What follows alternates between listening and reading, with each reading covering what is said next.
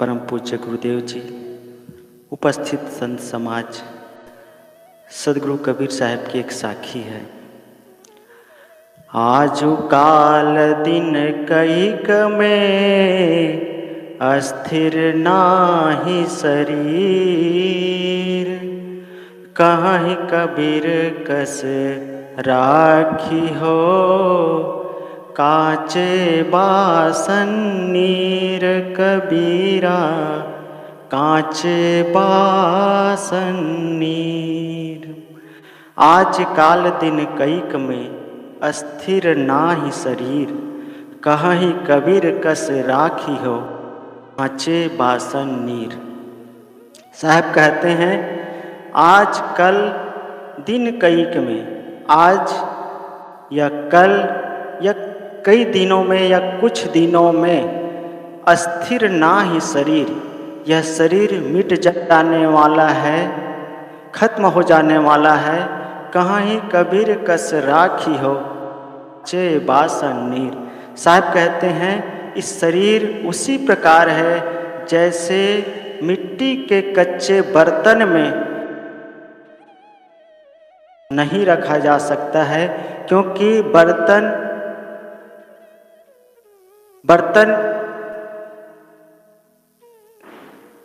कच्ची है, वह घुल जाएगा, पानी पाते ही वह घुल जाएगा। ठीक वैसे ही यह शरीर है, शरीर स्थायी रहने वाला नहीं है, यह है। आज काल दिन कईक में अस्थिर ना ही शरीर। आज कल या कुछ दिनों में, कुछ दिनों मतलब ये दिन तो साथ ही होते हैं, सोम मंगल बुध गुरु शुक्र रवि, शनि रवि 7 होते हैं। अब इसी 7 से फिर सप्ताह महीना साल बनते हैं, तो दिन केवल 7 होते हैं। आज कल या कई दिनों में, कुछ दिनों में शरीर, इन्हीं 7 दिनों में किसी दिन ऐसा आएगा, कोई दिन ऐसा होगा, एक दिन ऐसा आएगा कोई काहू की नाही, घर की नारी को कहे तन की नारी जाए। कोई ऐसा दिन आएगा, सबका नंबर लगा है उस दिन में। एक दिन ऐसा, इन्हीं 7 दिनों में से एक दिन यह शरीर नष्ट हो जाएगा, छूट जाएगा, मिट्टी हो जाएगी। वह सोमवार हो सकता है, मंगलवार हो सकता है, बुध हो सकता है, गुरु शुक्र शनि, कोई भी दिन हो सकता है। लेकिन इन्हीं 7 दिन आएगा। मृत्यु है, मृत्यु यद्यपि निश्चित है किंतु अनिश्चित है। आएगी अवश्य तू यह सुनिश्चित है, और तेरी प्रतीक्षा में यह जीवित है। मृत्यु यद्यपि निश्चित है, वो कोई भी दिन हो सकता है, सोम मंगल बुध कोई भी दिन हो सकता है, होनी ही है। यद्यपि मृत्यु निश्चित है किंतु अनिश्चित है। उस समय हमें कौन से दिन हो सकता है उसे हम नहीं जानते हैं। आएगी अवश्य तू यह सुनिश्चित है, आएगी जरूर, वो टलने वाली नहीं है, मृत्यु टलने वाली नहीं है, जरूर आएगी, वो सुनिश्चित है। वो दिन, वो तिथि, वो पल, वो समय, वो घड़ी फिक्स है, आएगी, कोई टाल नहीं सकता है। उस समय जाना ही पड़ेगा, आएगी अवश्य तू यह सुनिश्चित है, एकदम निश्चित है, वो समय फिक्स है, कोई टाल नहीं सकता। किसी का टला नहीं है और किसी का टल भी नहीं सकता है। वो दिन तिथि एकदम तय है, सबका होना है। कोई भी दिन हो सकता है, हम हो सकता है, बाहर कोई भी। वैसे बहुत से धुरंधर ऐसे हैं जो अपने शरीर को योग साधना और तमाम प्रकार के भस्म खा करके, गुग्गल सुग्गल देख सुन करके, मतलब खा करके, गुग्गल भी खाया जाता है कहते हैं, भस्म भी खाया, गुग्गल हुआ है जिसमें लोग देखते भी हैं। तो चाहे कल खाओ, गूगल देखो, चाहे कोई भस्म खाओ, लेकिन वो होना ही है। लेकिन कुछ लोग ऐसे हुए हैं जो योग साधना के बल पर, जैसे गोरखनाथ जी के लिए माना जाता है कि योग साधना अपने शरीर को रखा गया, कहते हैं रखने का प्रयास किया गया, और लोग इस प्रकार से करते भी हैं।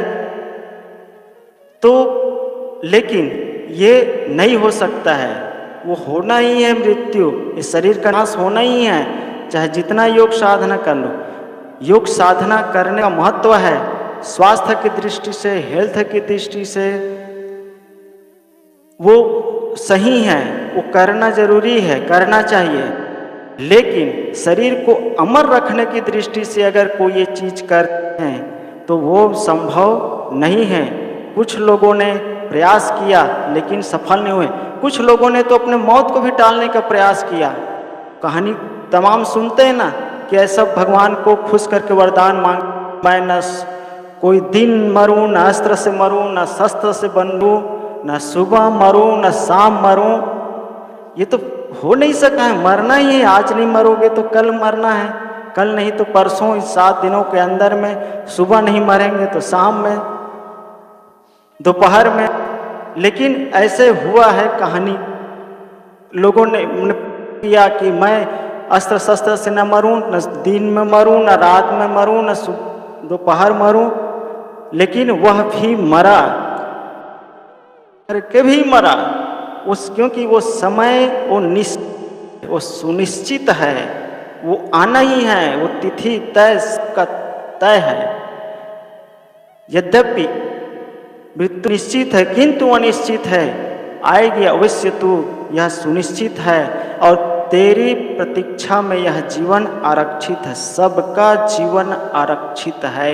मृत्यु आरक्षित, लोग जब यात्रा करते हैं तो अपने सीटों को आरक्षित करते हैं, आरक्षण कराते हैं, उसका रिजर्व कराते हैं, रिजर्वेशन करवाते हैं। वो सीट उसकी हो जाती है। जो जिस सीट रिजर्वेशन कराते हैं और जो सीट मिल जाता है उसको, जिस बोगी में जिस नंबर का, वो फिर उसका होता है। कोई दूसरा बैठ नहीं सकता है, जो बैठ ही नहीं सकता है नियमतः। ठीक वैसे ही ये प्रकृति का नियम है। यह जीवन मौत का आरक्षण है, रिजर्वेशन है, ये उसी का है, वो ले जाएगी, जाना पड़ेगा। बड़े बड़े लोग गए, बड़े बड़े धुरंधर लोग गए, बड़े बड़े सम्राट गए, सबको जाना है। जो भी इस धराधाम में आते हैं उसको जाना ही है। जो उगे सो आथवे, फूले सो कुम्हलाए, जो चुने सो ढई परे, जन्मे सो मरी जाए। जो भी यहाँ जन्मता है उसको मरना पड़ता। तो उगे सो आथवे, जैसे सूर्य उगता है फिर डूबता है, साइंस के अनुसार तो न तो सूर्य उगता है न डूबता है, सब जानते हैं। लेकिन कहावत के अनुसार जो उगता है वो डूबता है, जो फूलता है वो कुम्हलाता है, जो चुना जाता है, जो चीज़ बनाई जाती है, जो दीवारें चुनी जाती है, जो चीज़ निर्माण किया जाता है, वह एक दिन ढह जाता है, नष्ट हो जाता है। ठीक वैसे ही जो भी इस धराधाम में जन्म लेते हैं, जन्मते हैं, शरीर धारण करते हैं, उनका मरना तय है, निश्चित है। और ये मृत्यु का शरीर आरक्षण है उसका, वह ले जाएगी। तो आज काल दिन कईक में अस्थिर ना ही शरीर, साहब आज कल या कुछ दिनों में यह शरीर का मिटना तय है, इसको जाना ही है। हम गफलत में रहते हैं, हम गफलत में रहते हैं, ये अलग बात है। हालांकि सब जानते हैं और कहीं न कहीं ये जुबान पर कभी दुख, कभी प्रतिकूल या कभी किसी की मृत्यु देखते हैं कि भैया सबको मरना है, सबको खाली हाथ जाना है। सब गए, बड़े बड़े सम्राट गए, सिकंदर जैसे बड़े लोग का उदाहरण दिया जाता है। जब बड़े, मतलब ये होता है कि जब बड़े बड़े लोग गए तो हम किस खेत की मूली हैं। यहाँ बड़े छोटे की बात नहीं है, जो भी इस धराधाम है उसको जाना ही है, ये तय है। तो जो भी यहाँ आते हैं उसको जाना पड़ता है, चाहे राजा हो रंग हो, आए हैं सो जाएंगे राजा रंग फकीर, एक सिंहासन चढ़ी चले एक बंधे जात जंजीर। वो राजा हो, फकीर हो, अमीर हो, गरीब हो, स्त्री पुत्र, कोई भी हो, जो भी शरीर धारण करते हैं इस जगत में और जिस खानी का हो, वो सबको जाना ही पड़ता है। सब लोग गए, सबको जाए। बीजक में तो तमाम जगह ये सारी चीज़ें सदगुरु कबीर साहब शरीर की नश्वरता के बारे में गिनाते हैं। गए रामो गए लक्ष्मण संग न गई सीता ऐसी था ना, बहुत गिनाते हैं। तो ये दिमाग में बात है कि जब किसी की मृत्यु होती है, जब किसी का शोक संदेश आता है, या जब किसी को मरते हुए देखते हैं, और जब अपने मरते हैं तो और बहुत हाय होता है, तब तो फिर और आदमी विकल हो जाते हैं। दूसरे का सुनते हैं तब साधारण लगते हैं। वीर जवान जो हमारे देश के लिए, मातृभूमि के लिए, जिसके बलबूते पर हम चैन से सोते हैं, उनका शरीर छूटता है तो कहाँ कितना संवेदना होती है। लेकिन जब अपने माने हुए कोई किसी का शरीर छूटता है, किसी प्राणी का शरीर छूटता है, तब देखिए कि मन में कैसा होता है। फिर मन की धारा कैसे चलती है, कितना उसके प्रति दुख मन में होता है। तो ये तो अपने हो पराये हो, संवेदना तो होनी ही चाहिए। और जो अपने लिए होती है वो हमारे मोह का कारण होता है। ये भी बात सही है, जो अपने लिए जो ज़्यादा हम विकलते हैं वो हमारे मन का मोह है, मन का मोह है। लेकिन जब घर छोड़ करके आते हैं तो देखो उस समय कितना घर के प्रति परिवार के प्रति कितना वैराग्य होता है, कितना वैराग्य होता है। संतों से बराबर सुनी जाती है कि साधक जब शुरू में आते हैं, जब साधन लगाते हैं तो उस समय बहुत उत्कट वैराग होता है, एकदम दृढ़ होता है वैराग। और उस समय अगर शरीर छूटता है तो समझो कि उसकी आधे मुक्ति हो ही गई है। तो जब साधक घर छोड़ते हैं, ये सबका अनुभव है, बिना घर नहीं छोड़ते हैं, बहुत वैराग होता है, मन में भरा रहता है। उसी वैराग्य को संभालना है। मन में बीज प्रमाद आता है, मन में उपाधि आती है, मन में राग द्वेष बढ़ते हैं, फिर मन मोहाने लगते हैं, कहीं आसक्ति बनती है। हमें उसी को याद करना है कि जब हमने घर छोड़ के चला था तब कितना वैराग था, और सबके प्रति समझो कि मन से मार करके या मर करके ही निकले हैं, ये स्थिति होती है, ये भाव होता है। तो उसी भाव को हमें बनाए रखने के लिए साखी हमें याद दिलाती है कि आज काल दिन कईक में अस्थिर ना ही शरीर, कहाँ ही कबीर कस राख्यो काचे बासा नीर। ये शरीर आजकल में ये विनशना है, ये टूटना है, फूटना है। साहब उदाहरण देकर के कहते हैं, जैसे कच्चे बर्तन में पानी रखना चाहे तो कैसे रख सकते हैं, संभव ही नहीं है। वो तो बस पानी डालेंगे, बर्तन घड़ा घुलने लग जाएगा, क्यों, कच्चा है। साहब कहते हैं ये भी ऐसे ही कच्चे बर्तन के समान है। आज काल दिन कईक में अस्थिर ना ही शरीर, स्थिर नहीं रह सकता है, नहीं हो सकता है, और कोई निश्चित नहीं है कोई कि कब चला जाएगा। क्योंकि जब देखते ही हैं माँ के गर्भ से ही ये शरीर का छूटना शुरू हो जाता है। कबीर साहब ने कहा भी है, 10 द्वारे का पिंजरा तामे पंच को अचरज अह जात चंभव कौन। ये 10 द्वारे, जैसे 10 द्वारे 10 खिड़कियां हो, दरवाजे हो किसी पिंजरे में, और पंछी को उसमें रख दे, वो नहीं उड़ रहा है, यही आश्चर्य में अभी भी है, अंदर है। वैसे ही एक उदाहरण देते हैं, शरीर में तो तमाम छिद्र है और ये नाशवान है, फिर भी यह शरीर में इतने दिनों तक बना रहता है। पूज्य गुरुदेव जी अपनी संस्मरण कहा करते ना, जब मैं इस शरीर का 50 साल की अवस्था हो गई तो मुझे करंट सा लगा कि इस शरीर में 50 साल हो गए। एक करंट लगा। ये जो विवेकवान है, जो वैराग्यवान है, उसकी ऐसी दृष्टि होती है। हमेशा इस शरीर को मरे हुए रूप में देखते हैं, कच्चे बर्तन के समान देखते हैं, और यह मिटा है इस रूप में देखते हैं।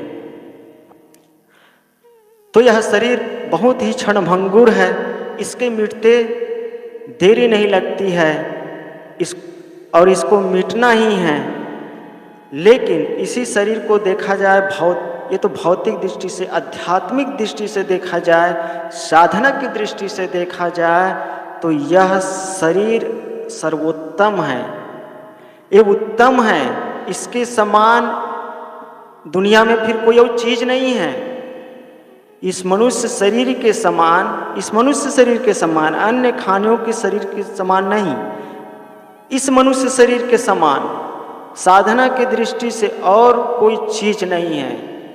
क्योंकि जो साधना का काम जो बनेगा, जो कल्याण का काम कर सकते हैं, मोक्ष का काम कर सकते हैं, वह इसी शरीर में हो सकता है, मनुष्य शरीर में संभव है।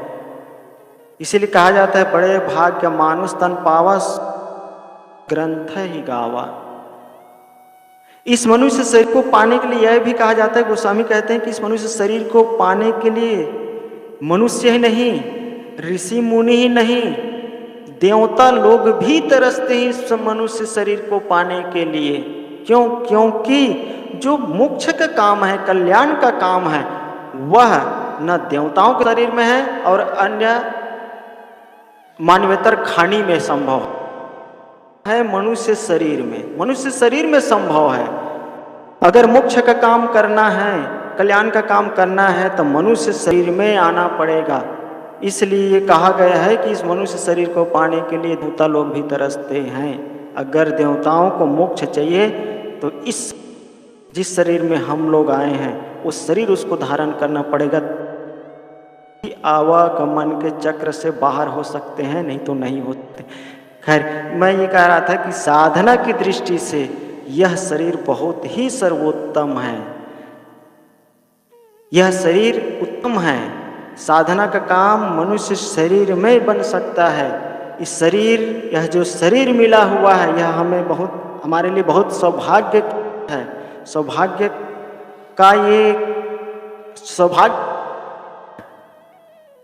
क्योंकि हम इस शरीर में रह कर ज्ञान, भक्ति, वैराग्य का काम कर सकते हैं, और हम अपने मन के विकारों को दूर करके जिस आत्मा की, परमात्मा की आत्म शांति की बात कहते हैं, वह हम प्राप्त कर सकते हैं। जो विवेकवान है, जो सावधान है, जो वैराग्यवान है, वह पहले से ही इस शरीर को मिट्टी मान करके चलते हैं। वह कहीं प्रमाद नहीं करते हैं, वह कहीं गलत काम नहीं करते हैं।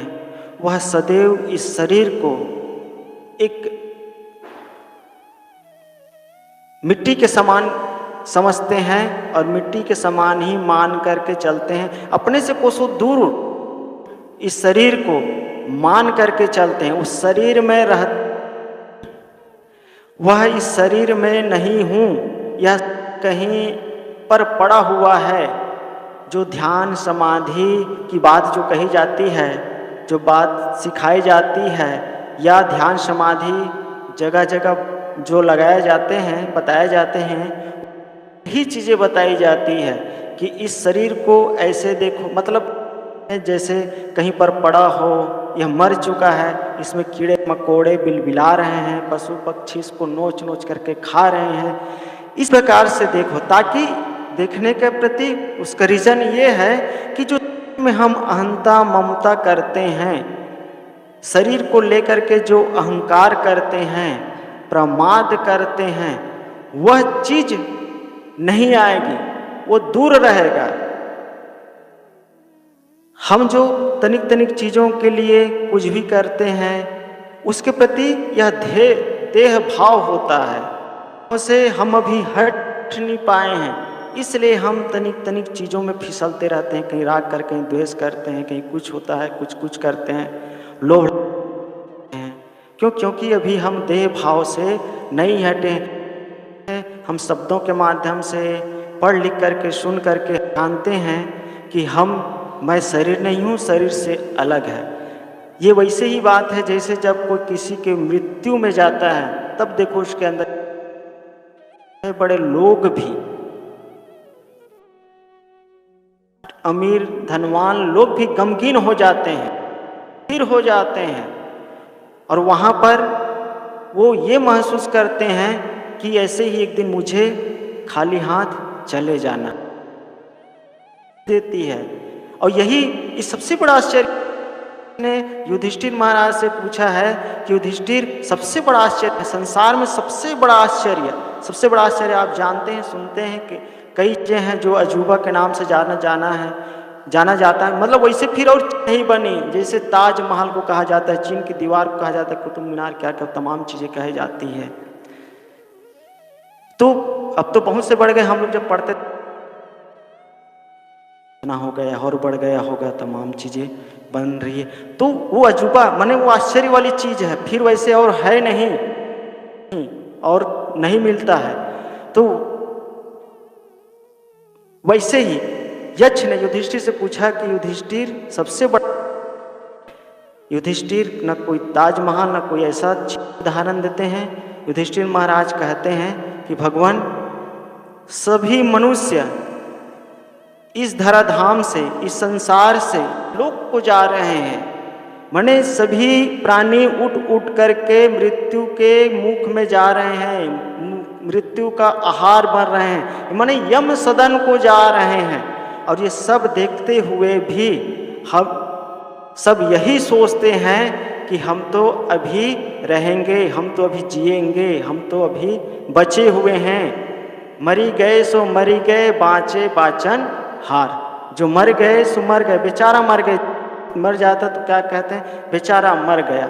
हमें ये पता नहीं है कि हम भी एक दिन बेचारा हो जाएंगे और देखते देखते हम भी मर जाएंगे। ये सबसे बड़ा आश्चर्य युधिष्ठिर महाराज इस बात को कहते हैं। कबीर साहब कहते हैं, आज काल दिन कईक में अस्थिर ना ही शरीर। आज काल हमारा शरीर मिट्टी में मिट जाएगा, ये कोई बड़ी बात नहीं है, लेकिन ये मिट जाए इसके पहले साहब ये संदेश देते हैं कि इस शरीर में रहने वाले जो जीव है, आत्मा है, उसको समझना है। जुबानी तौर पर अभी तो हम जुबानी पर ही जी रहे हैं, जुबानी पर ही तैर रहे हैं, जुबानी पर ही चल रहे हैं, क्योंकि वो उतनी संवेदना नहीं है। अभी भी मन में राग द्वेष मोह ममता अपने पराये भरा हुआ है। और जिस दिन ये हो जाएगा, क्योंकि मौत से इसीलिए घबराते हैं, लेकिन जब मौत की भी मौत कर देते हैं विवेक से, जब समझ जाते, आप भी अपनी आत्मा को जब समझ जाते हैं, अपने अमर तत्व को समझ जाते हैं, अपनी सत्ता की महत्ता को समझ जाते हैं, फिर उसके लिए जैसे कबीर साहब के आप जो मृत्यु को भी मृत्यु कर दिए, ये साखी उद्धृत किया जाता है कि जय मरने से जग के मन आनंद, कब मरियों कब पाइयों पूरन परमानंद। ये उस व्यक्ति के, उस संत का है, उस महापुरुष का है जो पूरन परमानंद को पा लिए, जो पूरन परमानंद को पा लिए, इन्हें जो अपने आत्मा में आत्मा का साक्षात कर लिए, जो अपने सारे मन के विकारों को जीत लिए, ये उसकी बात है। लेकिन ये सबके लिए संभव है, सकते हैं। और यही सब करने के लिए ये सदगुरु के शरण में आए हुए हैं। अभी तो जुबानी तौर पर ही जी रहे हैं, और लेकिन ये अभ्यास की जगह है। करत करत अभ्यास के जड़मति होत सुजान, कहा जाता है अभ्यास से होता है, अभ्यास की चीज़ है, अभ्यास जा रहा है। जितना ही हम अभ्यास करते जाएंगे, अभ्यास में पारंगत होते जाएंगे, निश्चित है हम अपनी सत्ता को समझते जाएंगे, हम अपनी आत्मा के निकट होंगे। तो सदगुरु कबीर साहब की ये साखी, आज काल दिन कक में अस्थिर ना ही शरीर, कहाँ ही कबीर का सिराख्यो काचे बासन नीर। ये शरीर एक दिन मिटने वाला है, कच्चे घड़े बर्तन के समान है। इसके रहते रहते इसको उपयोग कर लेना है, सेवा साधना ज्ञान वैराग भक्ति में इसको लगा करके अपने सारे मनोविकारों को जला करके हम अपने आत्मा की तरफ बढ़ना है, लौटना है, अपने आत्मा का साक्षात करना। प्रेम से बोलिए सद्गुरु देव की जय।